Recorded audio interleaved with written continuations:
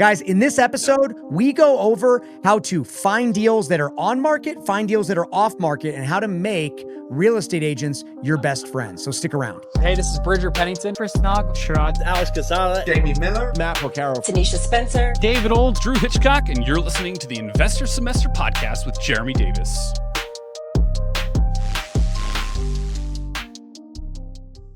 Welcome to the Investor Semester Podcast, where the nation's best investors come to level up their game. I am your host, Jeremy Davis, and whether you're locking up your very first deal or scaling with creative finance, I'm here to bring you the real conversations, the real strategies, and the exact playbook that top investors are using right now.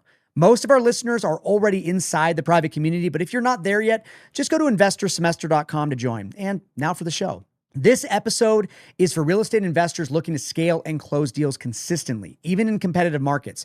You'll hear proven strategies for finding deals, building systems, and avoiding common wholesaling mistakes. Ray Rodriguez is the owner and the founder of Monumental Estates, doing about 8 to 10 deals a month out of Las Vegas. So, guys, let's welcome Ray to the podcast. What's up, buddy? Appreciate it, man. Thank you so much for the invite. Happy to be here. Yeah, love it, man. How you doing? So yeah, dude, I'll quickly say right now, guys, Ray is not only, heavy on wholesaling, but fix and flipping. He's one of the bigger players in Vegas, and Vegas being a really competitive market. And even so much so right now at the time of this recording, Vegas has been hitting a tough time. And so I'm really excited to really get into the nit and gritty about how Ray operates his business. And, from my understanding, Ray, you're only in Vegas, right? You're not in any other virtual markets? Well, we just got our first deal in Phoenix. We're looking to expand out to Phoenix. So We're 99.9% of our deals have always been in Vegas. And then we just got one in Phoenix. So, but we are looking to build up our Phoenix department to the same level, if not more than what Vegas is at. But that hasn't happened yet. So. Love it, bro. Just curious, like the split in your business right now, wholesaling to flipping, what would you say the ratio is right now? Yeah, for the most part, we're doing like 70% wholesale and maybe like 30% flip with a couple rental properties here and there. Cool. Awesome. So we met, let me just try to go back in time many, many, many years. I don't remember if we met from this deal, but I know that this deal that we did together was a really, really fun deal. Do you remember that deal, dude? Yeah, I remember a lot about it. So anything that you want to know about it, I probably remember the details. So we got a condo under contract, and most of the time we don't deal with condos or townhomes.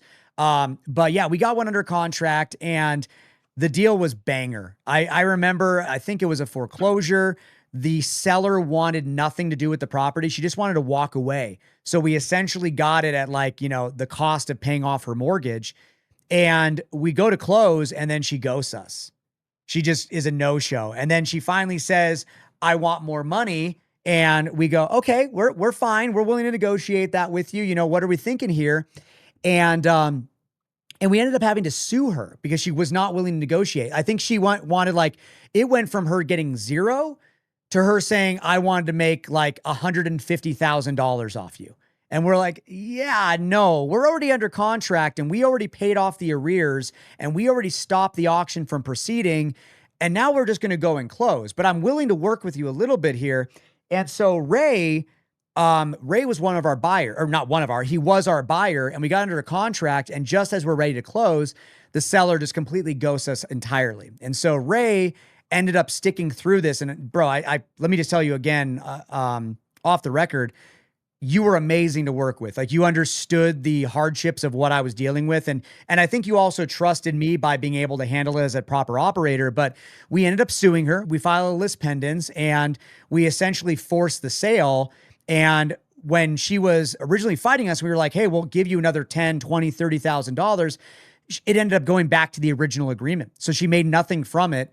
And normally, guys, by the way, don't think that I'm just trying to take advantage of people by doing that. But when originally they say, all I care about is stopping the foreclosure, and we say, would you be willing to sell, for essentially the mortgage balance? And they say, yes. It's not like we're going to say no to that. It's not like, you know what, hold on a second, I might be able to give you more money.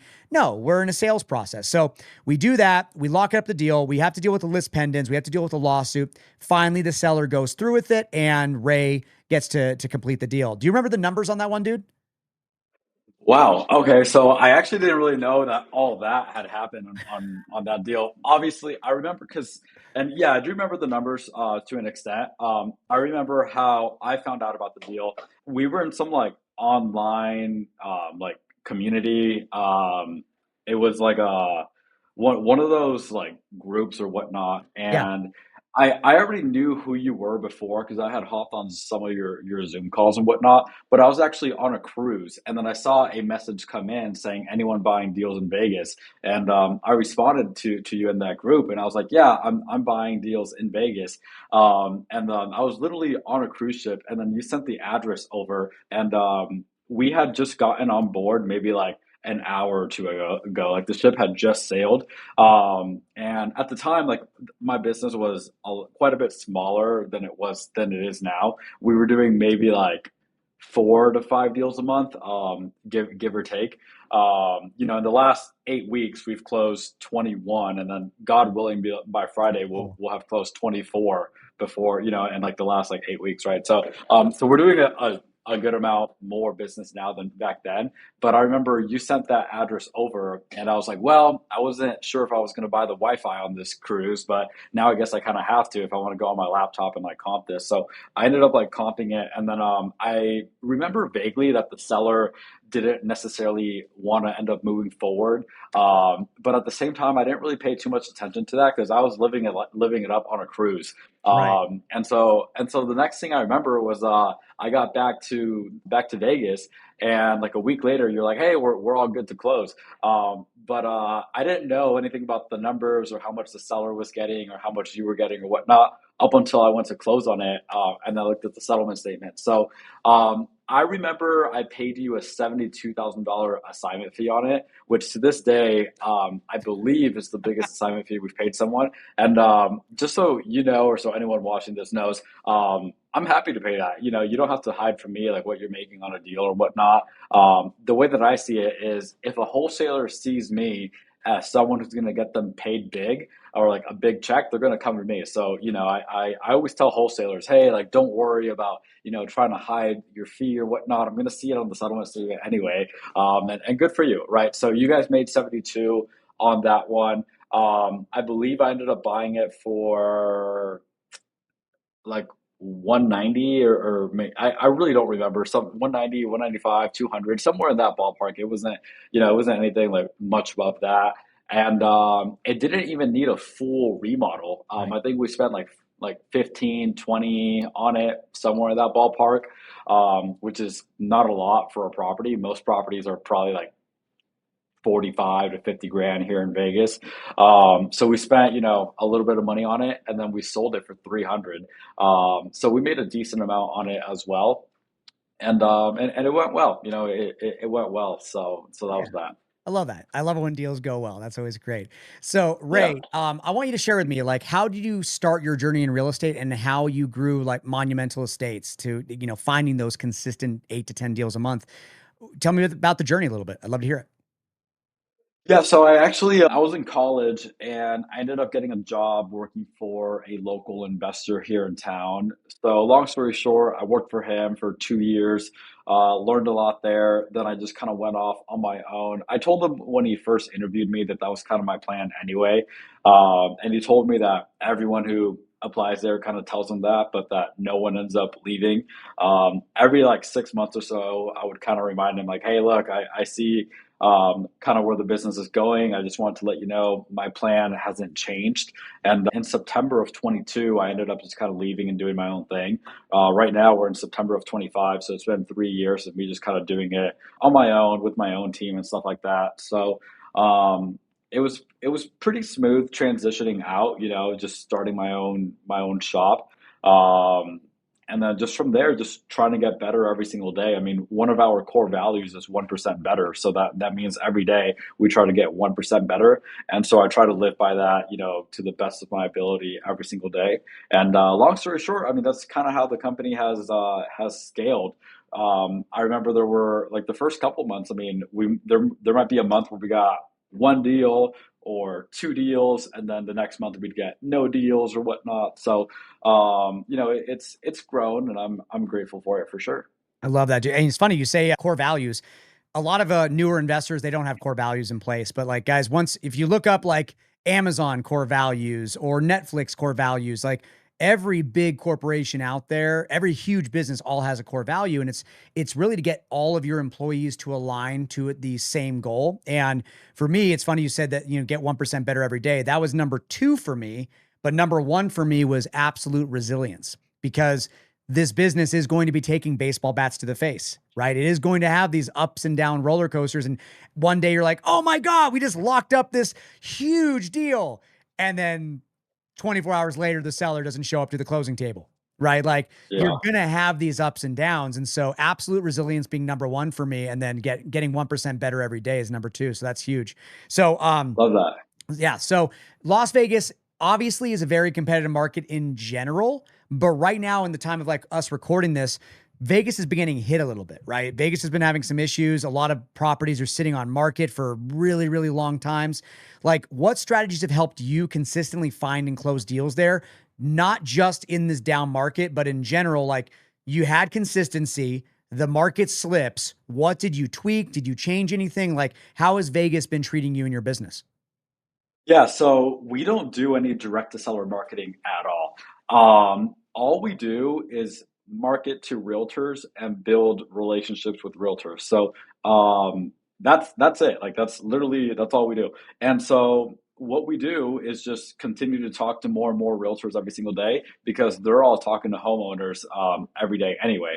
And so yeah, the market may be taking a little bit of a hit, but we just have this huge database of realtors that are flooding us with deals. I mean, just while we've been on this podcast for 10 minutes, I've gotten 1, 2, 3 realtors, 4 realtors actually texting me.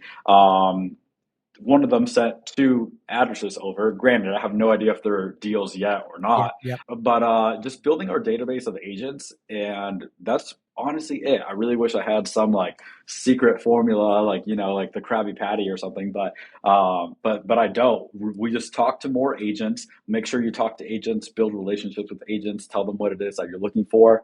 Same with wholesalers, but wholesalers don't really send us that many deals. Honestly, like we might get a month from a wholesaler, if so, that actually closes and whatnot. But other than that, I mean, that's it. Just continuing to talk to more agents, and they will send you your deals. That's all we do. So I'm going to talk about that just for a second. So I've known about like the way you do your marketing for a while now, and I've always found it to be very interesting that for me, I'm always been direct to seller, right? And that's also how I'm going to be getting those big rips, those big profit deals and stuff like that. But here's what's funny is that I teach this a lot, that there's a reason that gurus will have you deal with on-market properties while, pick up Zillow, open up Zillow, call the agent and stuff like that.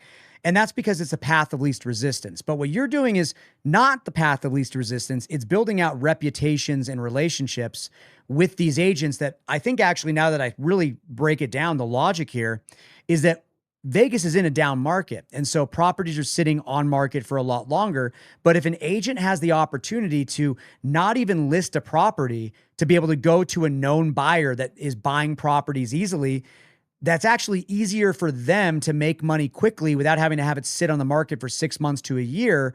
So it actually kind of, your strategy pays off in a down market, because those agents are now looking for a consistent, reputable buyer rather than having to tell their client, I'm sorry, I haven't sold your house in 6 months. Is that kind of the conversations you've been having? That's it. Spot on. I mean, I feel like I could just walk off this podcast now because you just took all the words out of my mouth. So, all right, we're done. We're done. But no, anyway, these agents, they will bring us like repeat business. Like there's some agents that bring us like 4 or 5 deals a year.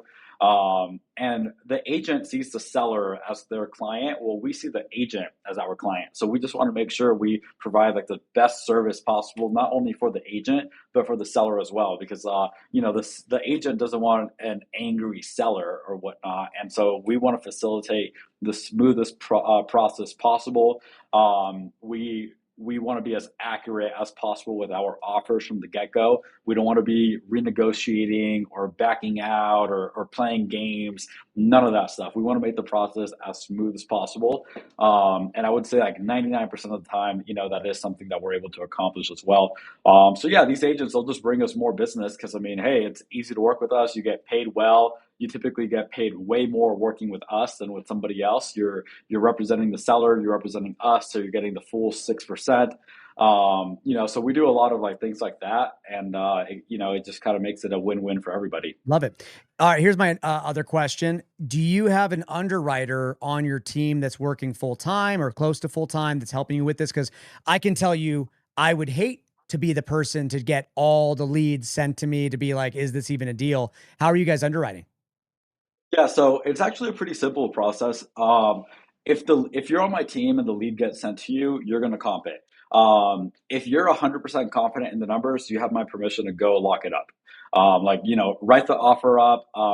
Everyone on my or the people on my team who are in that role, they're licensed realtors, so they'll write up the offer, send it to me to sign off on it really quick. Then they'll send it to the agent, and boom, that's what they're authorized to do if they're 100% confident in the numbers. But if it's like a 99% confident or even less, they run it by me, because what we don't want is they think ARV is 500 when really it's like 450, and now they wrote the offer 50K too high, and then we end up needing to renegotiate or back out. We try to avoid that at like by all means necessary. That's like our big no. And so they will send me stuff if they're like, hey, look, what do you think of this, or what do you think of that? And then I'll just kind of take a look at it and go from there. So we have a group chat specifically called ARV. And so if there's a property they need me to take a look at, they'll say, hey, Ray, I just emailed you about 123 Apple Street. I'll say, all right, thanks. I'll go check it out, take a look at it. And then I'll take a look, and that's pretty much it. And so I'll look at maybe like a dozen or so a day. And then each of them are probably looking at another like 20 to 30 a day. And then they'll send me over the ones that they think I need to look at. Love that. Okay, so what does your team look like today? And then this is actually going back to the original question I just asked you about what did it look like to scale your business? I want to hear first what you're at currently, and then what did it take to get you there? Let me pause you just really quickly. I just want to take a quick moment to remind our audience about our private community, the Investor Semester. And right now, if you are listening to or watching this episode, for just $1 you'll get access to a nationwide network of investors and the opportunity to partner with me directly on wholesale and your creative finance deals. You'll also get weekly live education, the tools and the contracts that we use in the business, and the ability to buy and sell your deals without fighting the stupid Facebook algorithms. Go to investorsemester.com and sign up. Now, back to the show. We have 3 acquisitions, guys. TC, construction management. And then you have me kind of raising capital or doing some dispo. That's it. Okay. So let's talk about like what got you to the point of, here's what I'll say. You have an advantage over many, that when you started reaching out to agents, you had to have somewhat of an established business to be able to do that. Because there's so many people, so many wholesalers that try to do agent outreach, but quite frankly, it's hit or miss. It's like you might get a lead sent by an agent, but they're never going to consistently find you as a repeat customer to go back to. And so I want to hear, like, what did it start off like? What were you doing when you first started this business? And then how did you start building up that stable of agents to where now you get leads sent to you every single day that you just basically underwrite and lock up? Honestly, we just started cold calling realtors. If you put your number on the internet saying, call me if you want to buy or sell a house, we would do exactly that, right? We'd call, say, hey, I'm looking to buy a house. Okay, what are you looking for? I'm looking for a fixer-upper or this, and that. 99% of agents would say, hey, I don't have anything at the moment that fits what you're looking for.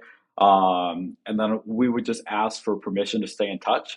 And most of them would say, sure, whatever. So we'll just stay in touch with them. And over time, the amount of people who we've contacted and stayed in touch with has just grown tremendously.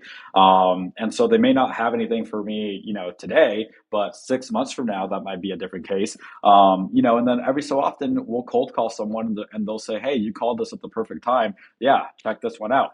We had a lady, she's a realtor in her 70s, and she has a client, or she had a client. This was 2.5 years ago or so.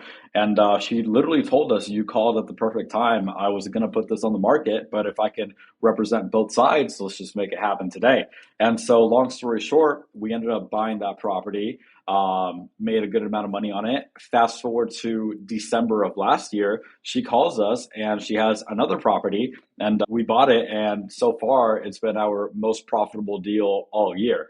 So just calling agents, even from the very beginning, being respectful, just being true to our core values, honestly. And I know I keep bringing that up, Yeah. but I really do think that our core values are how we operate with everything we do.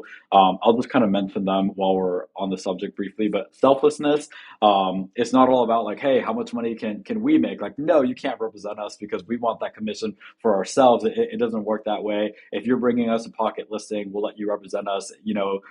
We're happy to let you get the extra 3%. We don't need to take every penny for ourselves. And agents like that, if they can make more money, they're going to bring us more deals. So in the long run, we make more money anyway. So selflessness, gratitude. Every morning we have a team meeting. We go over like our pipelines and stuff like that. But the very first thing in our morning meetings is everyone goes around and says one thing that they're grateful for. It could be something in your personal life or something work related, whatever. 1% better every single day. We talked about that one a few minutes ago. And then the last one is do the right thing. So we always just want to make sure we do right by everybody. Even if that means, we might take a little bit of a loss financially or whatever the case may be. I'm very proud to say that there's never been an instance where we haven't done the right thing. And so I think even if someone is brand new, and you don't have any deals under your belt, you don't have, hundreds of agents on social media who can vouch for you or say they've done business with you and had a good experience. I think if you're just being a good, honest person, and for us, good and honest just means like our core values, right? Like we think if we do the right thing, we're selfless, we're grateful. Those are character traits that people like. If we're just ourselves and we're good people, honest people, it doesn't matter if you've done one deal or 100 deals. People seem to want to work with us. And to what you're saying as well, if someone might be discouraged saying, oh, well, I want to step into the market, but there's people in the market that have done hundreds of deals or thousands of deals. No one's going to want to work with me because I'm brand new. That couldn't be further from the truth. I mean, there's people in town who have done a plethora of business, and I refuse to work with them, right? Maybe I have worked with them and gotten screwed over, or maybe it just hasn't been the best experience. So don't think just because someone has done so many deals that they're going to get the business over you, because that's just not the case. Like, you can do a lot of bad business, and that doesn't mean people are going to want to work with you. So just my 2 cents. If you're brand new, look at agents who are already asking for you to call them if you want to buy a house. Call them, tell them what you're looking to do. They might not have anything for you at the moment. That's okay. Build a relationship with them. And I genuinely become friends with these agents as well, which I think is like something that like really helps. For instance, the other day, an agent who we're in contract right now to do our first deal, I feel like I've been friends with her for like 4 years, and just now we're starting to do like some business together. But I would slide up on her story about anything that she might post if I genuinely found it like worth me responding to or whatnot. I'm not like forcing anything. Like, I'm not like, what did this person post on the story today? Okay, let me sit here and see like how I can interact. Like, I don't have time for that. Nor would I even want to be doing that anyway. But if I see something that I'm like genuinely intrigued about, right? Like, it can be, oh, your birthday, I'll like slide up, or it can be, you just moved to Henderson. Like, I live in Henderson. Hey, let's go eat at Ventano's, which is one of the best restaurants in Henderson, in my opinion. So if you post something, I'll just like naturally slide up if I feel inclined to. Become friends with these people as a byproduct, and then business just kind of happens naturally. So I know I kind of went off on a tangent, but if you're brand new, call people, become genuine friends with them. Don't think you're better than anybody else, because you're not. Even if you've done a lot of deals, you're still not better than anybody, myself included, right? I think I'm here to serve my team and serve the people who bring us deals. selflessness goes back to our core values, and you'll get business, right? Like I started off with 0 deals, just like Jeremy, just like whoever is the number one investor in the entire country, right? So tangent over, rant over, but just do good by people and you'll be all right. So, all right, here's what's funny. While you were talking about like your core values again, I actually pulled some of mine up because I was like, oh my God, this sounds so familiar. Like, am I hearing an echo? And I pull this up and I've got, in no particular order, I've got selfless service, right? So profit is a byproduct. We are a team, and as a team, a win for one is a win for all. Going the extra mile to help others will elevate you personally and professionally. Like, we're not looking to profit off every deal. We're looking to help people and be selfless with that act. And by being selfless, profit comes as a byproduct. I've got total ownership. The ball is yours until the handoff. I'll tell you right now, as you start to scale out your business and start to, bring people onto your team, when two people are responsible for the same action, then nobody's responsible. And so total ownership is really, really huge where, hey, this is your lead until you officially hand it off. If you need help on it, it's still your lead. Do not let it fall through the cracks. Do not abandon that lead. You're going to be there till the very end or until you cannot make it move any further forward. And that's total ownership. Create creativity. There is no I can't. There is only let me find a way. Guys, in real estate, that is literally the number one rule. Like, talking about creative finance, screw that. Like, creative finance is its own little category here. But when somebody tells you no, that's just another way of telling you find another person to talk to. Right? So invent and systemize, streamline the processes for you and the team and the generations that follow. And that means, like, if you see an opportunity in something in your business, and let's say you're a lead manager and you see that you can maybe streamline the lead management process a little bit better, communicate that to your team. Like, bring it up to your leader, bring it up to your manager. Like, listen, sometimes we are flawed. Like, I am notorious for over engineering my systems. Like, I will go above and beyond to make my follow-up sequence be better than yours, because then it gives me that 1% edge. But the truth is, by over engineering things, it actually slows down the process. So I actually tell my team sometimes, I say, hey guys, if you hear me over engineering something, I give you permission to tell me to shut up. I give you permission to tell me to stop, because sometimes I need you to slow down my brain. So it's their job to invent and systemize and also keep me in check. I've got leaders shall elevate. Do not give away the beta, basically meaning like, when I say don't give away the beta, that's a rock climbing term. Beta meaning, how do you climb that cliff? What is the actual, like, left hand here, right hand here? Don't give away the beta means, if somebody is asking a question, don't just give them the answer. Have them figure out the answer as well. And you can help, coddle them and help coach them through that. But like, leaders shall elevate. Don't give away the beta. Don't give away the answer. If you, as a CEO, and I'll tell you this, and Ray, I'm sure you're going to agree with this, if you enable your team to come to you for every little small problem because they are afraid of making the wrong choice, you will never scale. You will get pulled back into the business over and over again with the dumbest, smallest little things because they're afraid of making a mistake in front of your eyes. And so leaders shall elevate. Don't give them permission to have you give them the answer. It's their job to figure it out themselves. And when I started doing that, my business grew so much more. As I said before, absolute resilience. Our minds have an immune system, and it's our job every day to strengthen it. That is very true in this business.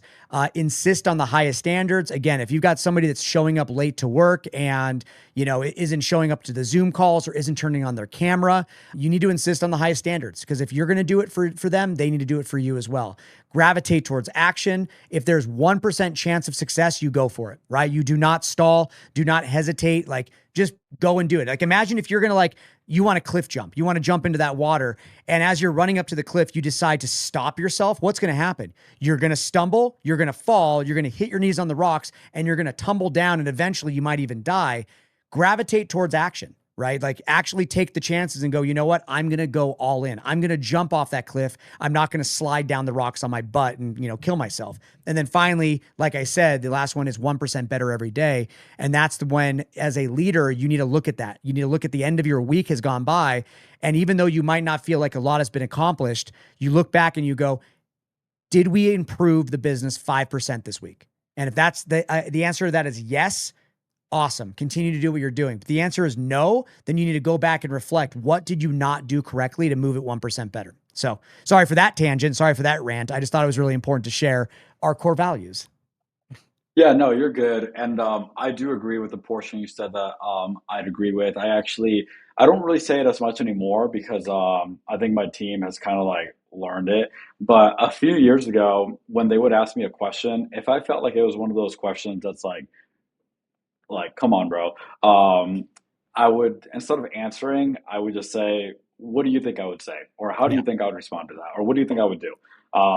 And then 90% of the time, they'd be like, you'd probably do like X, Y, and Z. And then most of the time, like, yes, that's correct. Or like, that's mainly correct, but let's tweak this and here's why.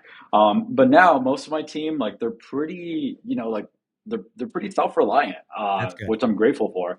Um, and I would add that to a question you asked earlier, which was, what have we done to just navigate like a down market? I'd say a lot of it is people. Um, like right now, we're trying to expand into Arizona, and we're looking for the right person to hire. And I don't want to just hire someone because they have a pulse and a real estate license, because I know that there's that tens of thousands of realtors out there, like no exaggeration. Um, but if we get the right person or the right people, that's going to help us elevate. And so I know what a quality realtor looks like versus someone who has a pulse and a license. And quality, quality, I mean, like as far as like an investing focused realtor. Yep. You could be a great realtor and have like, only like traditional buyers and sellers. So that's not what we're looking for. But yeah, I think just to that first question, people, like good quality people, training them up and whatnot on whatever they still need to be trained on, and then making people think for themselves, and just having self-reliant people. I couldn't be on this podcast with you if I still needed to be, underwriting every single lead. Granted, like I mentioned earlier, I still kind of have like final look on something if they're not too sure. But yeah, I mean, having great people is huge, and the only way to really do that is either you're gonna recruit them or you're gonna build them up to that. It's kind of how they say in like in sports or in basketball or whatever the case, or in like many sports actually, in pro sports. You're gonna either have your team be built, let's say like the Golden State Warriors, right? They built a championship team, or you can buy it, right? You can go sign all these free agents, you can do all that fun stuff. I think either way is fine. But as long as you're getting these self-reliant people, these good pieces to your puzzle, I think you're gonna be all right. Love that. Love that. All right. I got two main questions for you. Number Let's hear one it. is going to be for investors that are struggling to scale. What's the biggest shift that you think they need to make to go from a couple of deals to consistently closing deals monthly? Kind of funny. I would just I would say people, and it sounds like, bro, you just said people, but it really is. Um, I I would not trade the guys on my team. I'm gonna use like Jerry for example, right? That he's our top producer. Um, I would not trade him for anybody, honestly. Um, Now, granted, could there potentially be a better acquisitions agent out there? Maybe. But you could also look at me and say, could there be a better boss out there? Sure, right? And so, not only do I think he's great at his job, but I think he's very loyal to the company. He was the first person I ever hired, and he's grown tremendously within the company. And so, I'm gonna just use him as an example. Looking at like what he brings to the table, not necessarily like with deals, but with how the other guys on the team see him as a leader. They see him as like, man, if I just work my butt off too, I can also get to this level. I can make this amount of money. I can do this many deals. I can have really cool trips that I can afford to go on. Like last year, he went to Spain, to Portugal. Right now, he's in Italy. You can't do that if you're not making any money, right? And he's 25. I'm 25. We're actually the oldest people on the team. Well, in our office, we have like my dad who manages construction and all the contractors as well. But really, I would just say if you want to scale, you need good quality people. The team would not be where it's at without him, without literally any other person on the team. How Like did you even find even Jerry my real dad. quick? How did you find Jerry? So he was working at Nike. he told me he was making like 2 grand a month working at Nike. He was like ringing people up at the front desk, and I think he became a manager. And I posted on my Instagram story. I said, "Hey, I'm looking to hire somebody. No experience needed. If you have a pulse, we'll take you." And he applied, and I was like, "Yeah, I think it could be a good fit." Our core values like really aligned at the time. I didn't have like a real business, but I did definitely have core values still. And so to an extent, I could argue that I got lucky with him because it was my first time hiring someone. I didn't really know what I was doing. He also didn't have any skills whatsoever.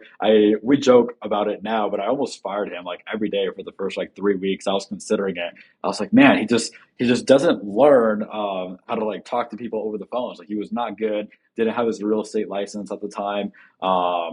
But yeah, just found him on well, because he slid up on my Instagram, but we had gone to high school together.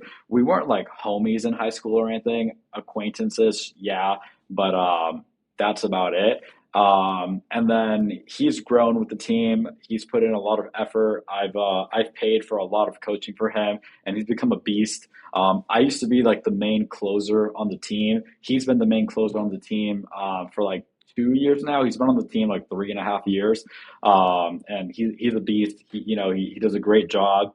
But yeah, that's kind of how I found him. He didn't really have like any skills at the time, but at the same time, I didn't really have any skills as far as like how to train somebody, how to do anything. So he's grown a lot within the company, and that's kind of how I found him and how he's grown. I mean, he started off as like a setter, then he became a closer. Now he's the manager, and we're talking about moving him up as well. Once we scale our Arizona department, he's going to be in charge of other things as well. That's kind of how things are looking at the moment. Love it, bro. I love it. I love it. I love it. Okay. So as I was saying, I have one last question, but before I get into it, what's a way that people can dive a little bit deeper with you? Shoot, I need to do a better job with that. I haven't really been posting content or Instagram? anything. You got a Facebook? Yeah. If you want to message me on Instagram at Ray R Rodriguez _. I'm pretty good about getting back to my DMs. So if you have a question or whatnot, just send me a DM. I don't have like a coaching program or anything like that, but like any just like one-off questions, I'll typically just send you like a voice message answering your questions or whatnot. So if people want like answers to stuff or whatnot, I can just shoot you back a DM really quick. Love it, dude. Love it. And Ray also takes everybody out that DMs him to that restaurant in Henderson. So what was the restaurant? Yeah, I'll take anybody out on Jeremy's credit card Yeah. to Ventanos. Yeah. Love it. All right, here's that question. You ready? Pop quiz. Okay. Okay. What All is right. a common piece of advice that you think new investors should ignore? Common piece of advice that I think new investors should ignore. Ooh, I'm trying to think what is common advice that gets. Go against the grain right now. Be a contrarian. What are the things that you see happening by gurus or by coaches or by YouTube that you just disagree with entirely and you see right through the bullshit? Well, maybe not necessarily like a piece of advice that people give, but something that I see right through the BS. Um, a lot of people will sell you on the dream when they make their money selling you on the dream. Selling you on And selling. granted, Yeah. yeah. And so there's nothing wrong with like selling education. Yeah, like I don't do it myself, but it's not because I think it's like bad. It's just because I would prefer to spend my time growing my real estate business. However, the I can't really think of like a piece of advice that people give that I'm like, oh, I completely disagree with this. But when you said like, oh, something I see straight through the BS, a lot of these people, they're not really making their money by wholesaling, flipping, or whatnot. They're making their money by selling you courses. So I would just find someone, like yourself, Jeremy, someone who's reputable. If you're brand new and you are going to pay for somebody to give you some sort of education, and I'll put like education in quotes because a lot of times it's just like stuff you can find on YouTube. Make sure it's legit. Because the last thing you want to do is you don't want to find yourself, okay, so here's like a real story. A long time ago, I I paid for some coaching, and I've actually paid a lot of people for coaching, and most have been better than, most have been pretty good. But there was one in particular where I spent a lot of money, like 50, 60,000 bucks. And it was a complete waste. And I was like, man, do these people like I learned a lot from that experience on how to vet people better, um how to kind of see through the BS. And so I would say that's like the biggest piece of advice. Yeah, you do need some education, but make sure the people that you're learning from are actually doing the business. I mean, I guess that can get tricky because I feel like these people were actually doing the business too. Well, hold I on, don't hold know. on, hold on. So, I know who you're talking about, and without giving anything away, yeah. they were doing the business, but they were doing the business at such a let's put it this way. If you're going to be marketing in a ghetto, okay, this is I'll give this away to you guys right now, okay? If if your coach is working in a major market like Salt Lake City, for example, or Las Vegas, where both Ray and I work, or Miami, or major markets, and they're showing you that they're doing a bunch of deals, and they are, that's someone you should be paying attention to. But if there's a coach out there that's doing deals in absolute war zone ghettos that nobody wants to live, it's a lot easier to say, look at us guys, we just did 10 deals this week, got 10 contracts. But in fact, those conversations were so easy to lock up those contracts because the homeowners didn't want the properties in the first place. Like they're literally telling you to take over their title because they don't want to pay the taxes. It makes it so much easier to market that if you're working in really crappy markets. So that's something that if I'm thinking the same person that we're thinking about here, that maybe that's something we're thinking about. But that's, again, guys, you want to see through the BS. You want to try to vet those people. And for me, like, starting the investor semester, that was one of the essential reasons why I did that, to create a community that's available for free. Or if you want to join the private community, it's $1 to join. Like, it's like, I want to make this accessible. And my goal, and what I'm doing right now, is I'm only doing deals with my students. And so my ultimate goal is I'm not here to take your money on the front end. I'm here to partner with you and do more deals, build your business, scale your business. And then I love seeing the smile on their faces when we do a deal together. So yeah, man, really good advice there. I love that. Yeah, no, and man, I really do like that question. I wish I had a little bit more time to think about it because I feel like I could have came up with a better answer of like, but I just haven't really been watching a lot of gurus on the internet for the last couple of years, so I'm not too familiar with like what all they're saying. Right.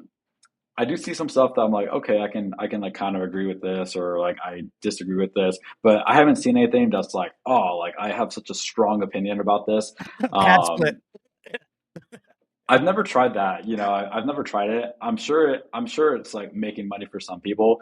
I couldn't speak on that. I don't know. Yeah. I have a decent amount of rental properties, and, none of them are pad splits, but, it seems to be working for some people, so good for them. But, man, I really do like that question. I wish I would've, like, started binge watching a couple YouTubers and TikTokers for a No, couple of days. I love asking that question because all the guests that I have on there, I ask that same question, and it's like they've got answers for all the questions I ask, and then when it comes to that, they go, "Oh shit, I don't know." Like, let me Well, think about that. yeah. I mean, how would you answer that question? I'm just curious. I don't know. I think that my number one would be not to call on market properties. I think that that's the easiest way to get your email into a guru's funnel is by thinking that that's the way you start about that, because you're never going to get a grand slam. You're never going to get a home run. You're never even going to get like you might get like a double baser or whatever you want to call it. But like, when you're dealing with on market, you've got the agent that's going to keep that deal from being great. Most of the time, the sellers don't have a huge need to sell. It's not going to be a big spread. You're not going to make $50,000 to $100,000. I mean, sure, there's going to be those one-offs that maybe you find an uneducated agent that doesn't know, and you just happen to be the first one there to make the call. But most of the time, it's a waste of time. It's never going to scale. Okay, here's a really good piece of advice. I agree with everything that you said.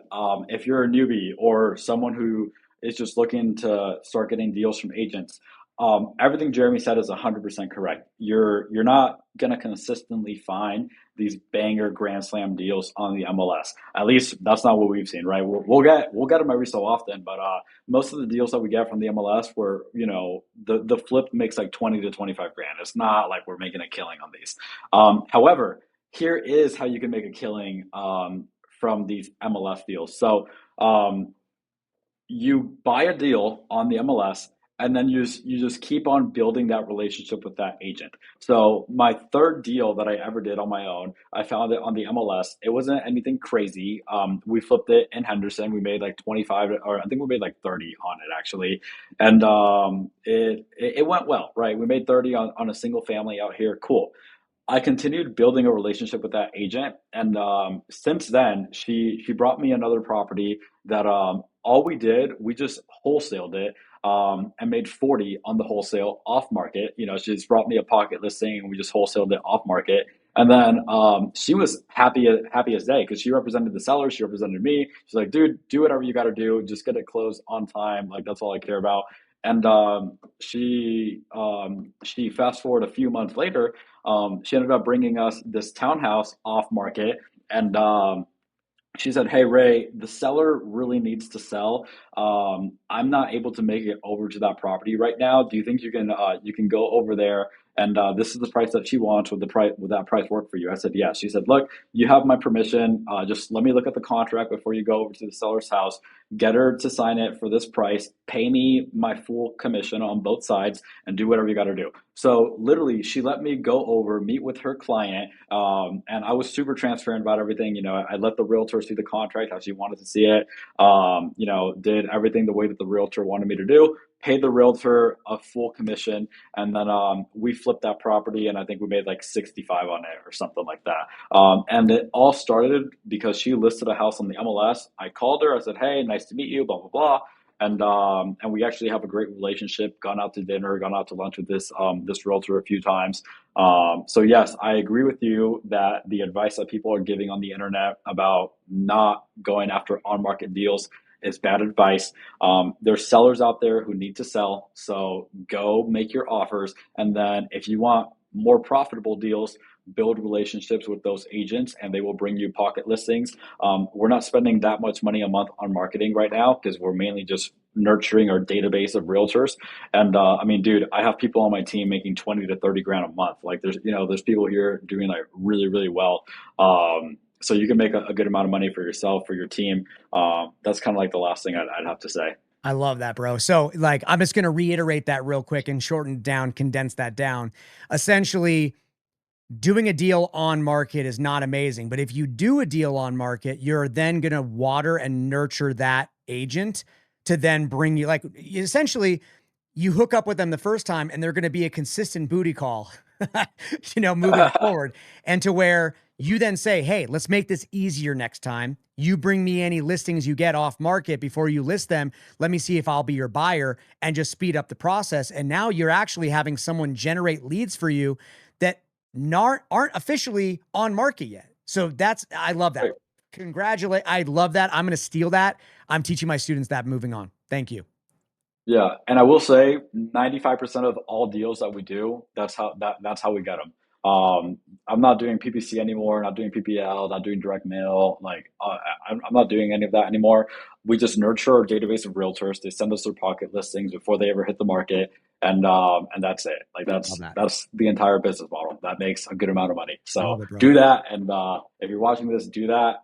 Unless you're in Vegas, don't do it then. But anywhere else, go ahead and do that. You'll be fine. Love it, dude. All right, guys. You've been listening to the Investor Semester podcast. This has been Ray Rodriguez out of Las Vegas. Do not forget to subscribe, leave a 5-star review, and feel free to share this episode with your friends if you found any value. We're going to see you guys on the next episode, but until then, keep grinding, keep making offers, and for God's sake, call your leads. We'll see you guys next time. See you guys. Peace.